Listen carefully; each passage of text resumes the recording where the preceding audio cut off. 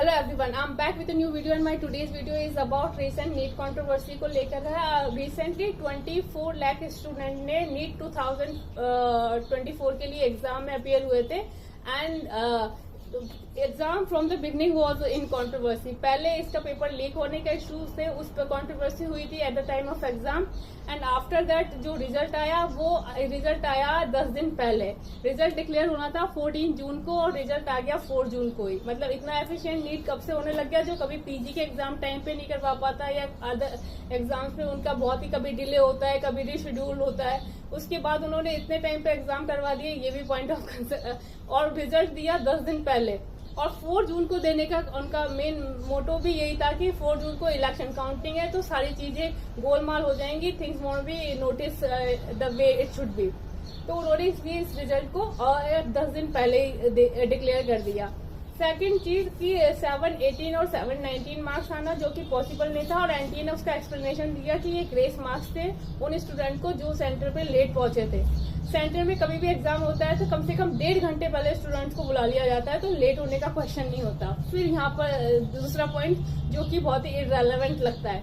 Third point 67 students को AIR 1 मिलना, मतलब 99.99 परसेंटाइल। इतना हाई परसेंटाइल और इतने बड़े अमाउंट में कभी भी नहीं होता। मे बी 2 और 3 student can get it, but इतने ज्यादा स्टूडेंट यदि सेम रैंक मिल रहे हैं तो वो भी बहुत ही फ्रॉड लगता है। इस तरह से और जो भी सेंटर हरियाणा के कुछ सेंटर में कुछ स्टूडेंट के एक ही सेंटर के सिमिलर रोल नंबर्स पे इक्वल मार्क्स के कई होके आए हैं, that is again fraud case. तो ओवरऑल जो नीट का 2024 का रिजल्ट रहा है, it a kind of fraud result. तो ये एक तरह से 24 लाख स्टूडेंट के साथ बहुत ही गंदा मजाक है।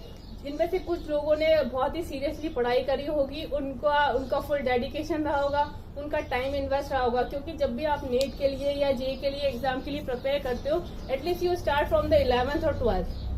2 साल से जो बच्चे कोई कोटा जाके कोई बाहर जाके प्रिपरेशन कर रहे हैं, उसके बाद ये रिजल्ट का मतलब ये एग्जाम का पैटर्न हो रहा है, उसके बाद ये रिजल्ट आ रहे, बच्चे कितने डिसअपॉइंटेड हो सकते हैं। जिन लोगों का सिलेक्शन हो गया वो लोग भी डिलेमा में होंगे, मे भी एग्जाम कैंसिल हो जाता है तो उनका फिर टाइम बर्बाद होता है, और जिनका कईयों का नहीं हो पाया होगा बिकॉज ऑफ दिस फ्रॉड।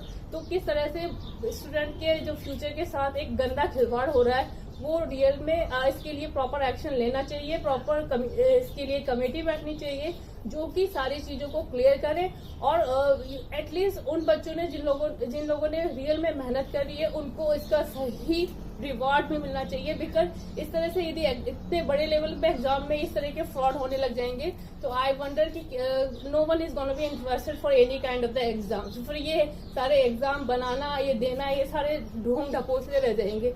तो I really want there should be proper action against that. So what do you guys think about it? Suggest me your thought. Bye bye. Have a nice time.